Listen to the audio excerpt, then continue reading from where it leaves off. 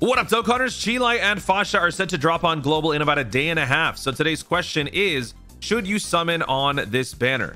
When it comes to the Rising Dragon Carnival banner, of course, you've got the double rates. So that is the main selling point when it comes to summoning on these types of banners. Now, with the new change that is going to be dropping on global first, they are going to be giving us Carnival coins for the summons instead of the traditional blue coins, which means you are going to be helping out your gacha, or your Carnival coin count when eventually trying to purchase some of the Carnival coin units that will be returning in future Carnival-esque banners, things like the Tech Super Saiyan Goku or the LR Physical Meta Cooler.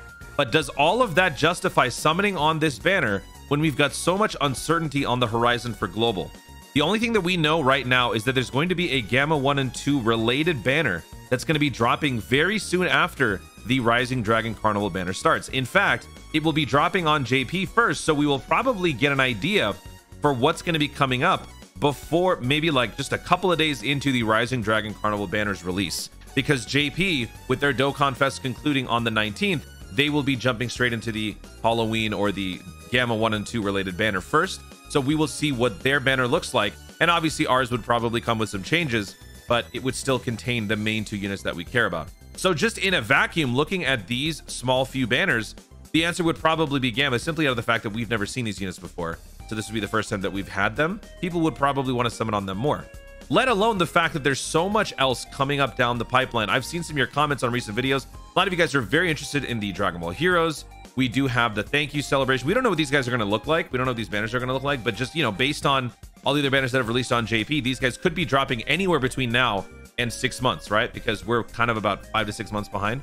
So there's so many other options that could be dropping, and there's so many other great units on these banners. Is it really worth summoning on two characters or for two units that really don't have much of a place outside of one or two categories that they really are good for or designed for?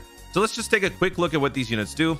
Fasha is a little bit more functional than the Chilai in terms of category diversity. We do have a Pure Saiyan's character who is from the Team Bardock, so we have a little bit more here.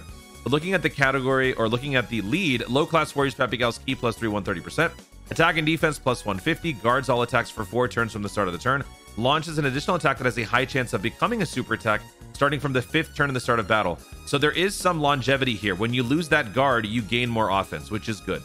The super attack, by the way, raises attack for 1 turn, causes Supreme with a high chance to stun. Great use for Super Battle Road, which is primarily what I would maybe see this unit being used for, because being on a Team Bardock team, you don't get to use a Team Bardock squad on very many events other than the ones where you really have to, which would be like Super Battle Road or any sort of challenge event that specifically asks for them. Plus an additional attack and defense +30 with each attack received up to 150. Ideally, you get to gain all of these early when you've got the guard. Plus an additional attack and defense +30 whenever guard is activated up to 150 when there are 3 or more low-class warrior category allies, self-excluded, or Peppy Gals self-excluded on the team. So really nice potential in terms of stats. But again, how much do you really need this unit? On a Peppy Gals team or even on a Team Bardock squad? I would say out of the two, probably Team Bardock would have more use for her. You do have a free-to-play contemporary in the Int Fasha, who is nice, but this unit is obviously 10 times better. But again, how many events can you actually run with the Team Bardock squad at the moment? Because there is no Team Bardock dedicated lead with an EZA, because they have not received the same sort of glow up that the Ginyu Force has, the demand for a Team Bardock upgrade just simply doesn't hit the same right now. So I would say that this unit is good, but not necessary at the moment. So for me, that justifies not needing to summon. Of course, you know, I'm a whale, so I will summon. But for most of you who are on a budget, also trying to figure out how you're going to be surviving the holiday season for Dokkan, I would say that that is more than enough of a reason to maybe sit this one out. And then, of course, Chilai. Chilai, everyone has been raving about because she has a fantastic skill set. Really, really good stuff here. First of all, Bond of Friendship, category lead, not so much, but still, Bond of Friendship, Key +3 130%. Key +3, defense +139. This unit focuses solely on defense and support and does an insanely good job. Foresees enemy super attack within the character's attacking turn. This is really good. Randomly changes keystrings of a certain type to rainbow. Great chance to evade enemies attack across the board. 70% chance no matter what. Plus an additional defense +39 within the same turn after an attack is evaded. So you can gain a ton of defense if you're going to be dodging a ton of attacks, which is also very nice. Recovers 39% HP at the end of the turn every time the character evades 3 times. in battle, and this can be done 3 times only. So this is like, basically this is like a sub support item, if you will. Every time the 70% dodge successfully triggers, every 3 times you get a heal. So after you heal 3 separate times, meaning you've dodged 9 times essentially, this 39% heal will go away. So this is like a little sub item that you've got embedded in your team.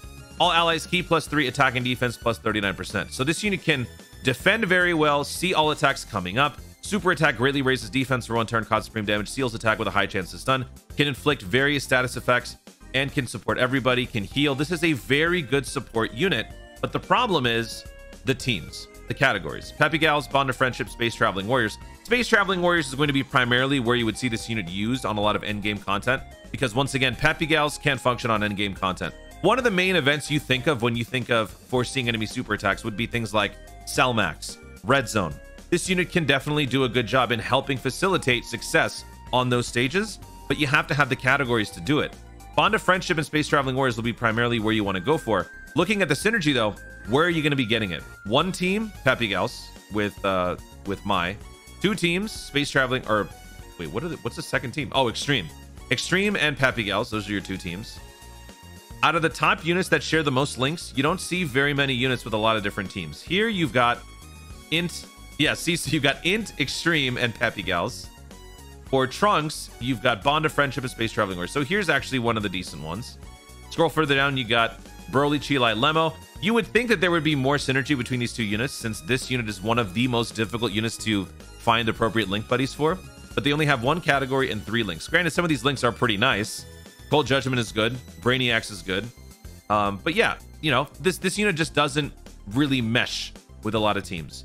It's a nice luxury unit, but it's not necessary. So I feel like that's enough to justify not needing to summon right now, because again, it's not about them not being good or anything. They are good. It's just that Global's in a very unfortunate situation. So let me know in the comments what you guys think about these 2 units. Do you think that they warrant immediate summons? Do you think it's more important to see what's coming up down the line? You do have a little bit of time before the banner goes away. How long is the banner going to be out? Let me see.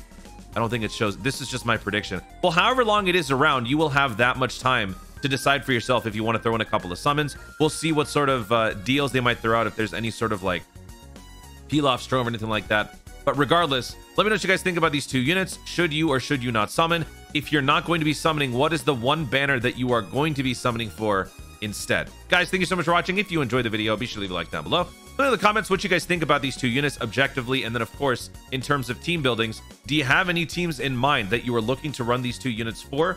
Or is it more of a matter of just trying to have them for the sake of having them?